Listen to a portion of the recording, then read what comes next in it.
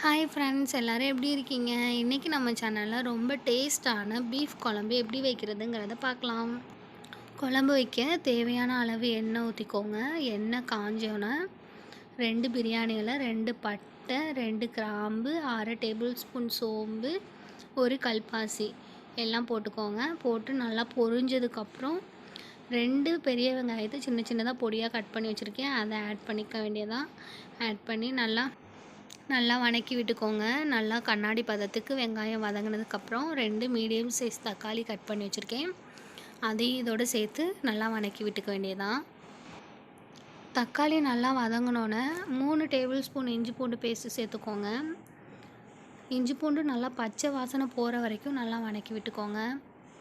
நல்லா பச்சை வாசனை போனதுக்கப்புறமேட்டுக்கு இந்த ஸ்டேஜில் புதினா கொத்தமல்லியை ஆட் பண்ணிக்கோங்க. அதை நல்லா மிக்ஸ் பண்ணிக்கோங்க. புதினா கொத்தமல்லி நல்லா வதங்கினதுக்கப்புறம் இப்போது 1/4 டேபிள் ஸ்பூன் மஞ்சத்தூள் சேர்த்துக்கோங்க. மஞ்சத்தூளை போட்டு நல்லா மிக்ஸ் பண்ணி விட்டுக்கோங்க. இந்த ஸ்டேஜில் நம்ம கறியை ஆட் பண்ணிடலாம். நான் தனியாக குக்கரில் தண்ணி ஊற்றி மஞ்சத்தூள் உப்பு போட்டு ஒரு 4 விசில் விட்டு வேக விட்டு வச்சுருக்கேன். அதை இதோட ஆட் பண்ணிக்க வேண்டியதான். ஆட் பண்ணி நல்லா ஒரு கிளறி விட்டுக்கோங்க. நல்லா மிக்ஸ் பண்ணி விட்டுட்டு ஒரு 2 மினிட்ஸ்க்கு நல்லா கொஞ்சம் கொதிஞ்சு வரட்டும். 2 மினிட்ஸ்க்கு நல்லா கொதிஞ்சதுக்கப்புறம் நம்ம மசாலா பொருட்கள் சேர்த்துக்கலாம். 3 table spoon mutton masala, 1 table spoon chilli powder, 1 table spoon மல்லித்தூள் சேர்த்துக்கோங்க. தேவையான அளவு உப்பு சேர்த்துக்கோங்க. எல்லாத்தையும் நல்லா ஒரு மிக்ஸ் பண்ணிக்கோங்க. மசாலா பொருட்கள்லாம் சேர்த்து மிக்ஸ் பண்ணதுக்கப்புறம் அதையும் ஒரு 2 மினிட்ஸ்க்கு நல்லா கொதிக்க விடுங்க. அந்த பச்சை வாசனையெல்லாம் போகிற வரைக்கும்.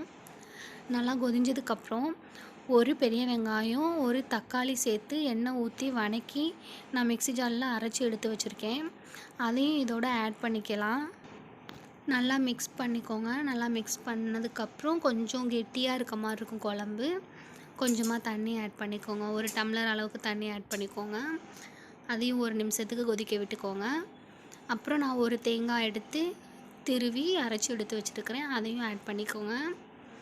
அதையும் ஆட் பண்ணிக்கலாம். ஆட் பண்ணி அதை நல்லா ஒரு மிக்ஸ் பண்ணிக்கோங்க. நல்லா கொதிஞ்சதுக்கப்புறம் ஒரு எலுமிச்சம்பழம் சைஸ் அளவுக்கு புளி ஊற வச்சுருந்தேன். அந்த புளி தண்ணியை ஆட் பண்ணிக்கலாம். ஆட் பண்ணி நல்லா ஒரு 15 மினிட்ஸ்க்கு கொதிக்க விடுங்க. 15 மினிட்ஸ்க்கு அப்புறம் நல்லா எண்ணெய் பிரிஞ்சு வந்திருக்கும். இந்த ஸ்டேஜில் நம்ம அடுப்பை ஆஃப் பண்ணிடலாம். அவ்வளோதான், சூப்பரான டேஸ்டான பீஃப் குழம்பு ரெடி. ஒரு திருப்பு நீங்களும் ட்ரை பண்ணி பாருங்கள். மறக்காமல் SD Love சேனலை லைக் பண்ணுங்கள், ஷேர் பண்ணுங்கள், கமெண்ட் பண்ணுங்கள். தேங்க்யூ.